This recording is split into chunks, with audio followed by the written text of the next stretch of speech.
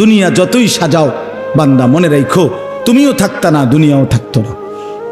তুমিও যেমন মৃত্যু হবে, এই কায়নাতেরও মৃত্যু হবে। এই দুনিয়ার প্রত্যেক মানুষের মৃত্যু হলে সেটারে মৌত বলে, আর একদিন গোটা সৃষ্টি জগতের মৃত্যু হবে সেটারে কিয়ামত বলে। সেটারে কিয়ামত বলে। কেউ থাকবে না, আল্লাহ কথাটা বারবার মনে করাইছে। তোমার যেমন মৃত্যু হবে, সৃষ্টি জগতেরও মৃত্যু হবে। ইজাস সামাউন ফাতারাত ওয়া ইদাল কাওয়াকিবুন তাসারাত। আল্লাহ বলেছেন ইজাস শামসু কুফিরাত।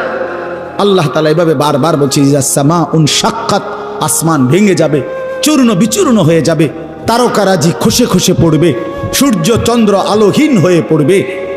আল্লাহ তাআলা বলেন ইদা রাজ্জাতিল আরদু রাজ্জা, জমিন পাউডারের মতো রেজা রেজা পাউডার হয়ে যাবে। আল্লাহ তাআলা বলছে পাহাড়গুলো তুলার মতো ধুলির মতো উঠতে থাকবে। আল্লাহ বলছে বান্দা একদিন আমি গোটা কায়নাত আমি শেষ করে দেব, আমার সংসার আমি গুছায় ফেলবো, আমার এই কায়নাত আমি আল্লাহ তাআলা ইসরাফিলের সিঙ্গার ফু দিলে আমি আল্লাহ তাআলা গুটিয়ে ফেলবো। এই কথাটাই আপনাদের সামনে এখানে আমি শুনাইতে চাই, এই অল্প একটু শুনে। আল্লাহ তাআলা এখানে এই কথাটাই তুলে ধরছেন কোরআনের বহু সূরায়, যে বান্দা এই সৃষ্টি জগৎ একদিন থাকবে না, কিয়ামত হবে, একদিন ইসরাফিল ফু দিবে। ইসরাফিল যেদিন ফু দিবে, কোরআনে এই বর্ণনাটা দুই ভাবে আছে। একটা হলো ইসরাফিল প্রথমবার ফু দিবে, আরেকটা হলো ইসরাফিল দ্বিতীয়বার ফু দিবে। ইসরাফিল মোট দুইবার ফু দিবে। প্রথমবার ফু দিলে জমিনের মধ্যে ভূমিকম্প শুরু হবে। আল্লাহ বলেন এই ভূমিকম্পটা গোটা পৃথিবী একসাথে, আমার সৃষ্টি পুরাটা একসাথে নড়বে। ইন্না জালজালাতাস সাআতি শাইউন আযীম।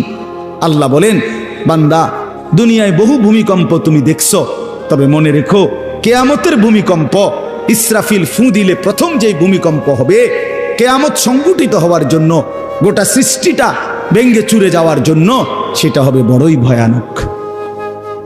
সেটা বড়ই ভয়ানক।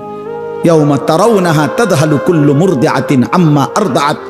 কোরআন শরীফে আছে এই প্রথম ভূমিকম্প যখন শুরু হবে জমিনে, ইসরাফিলের ফু শুরু হবে, সব কিছু যখন ভাঙতে শুরু করবে, আল্লাহ তাআলা বলেন যে মা তার দুধের বাচ্চা কোলে দুধ খাওয়াচ্ছিল, ওই মা সন্তানকে ছুঁড়ে ফেলে দিয়ে পাগলের মতো ছুটতে থাকবে।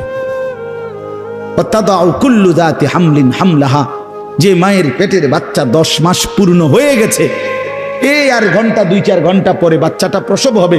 আল্লাহর কসম, আল্লাহ কোরআনে বলছে সেই গর্ভধারিণী মা 10 মাস যে তার সন্তানকে গর্ভে লালন করেছে,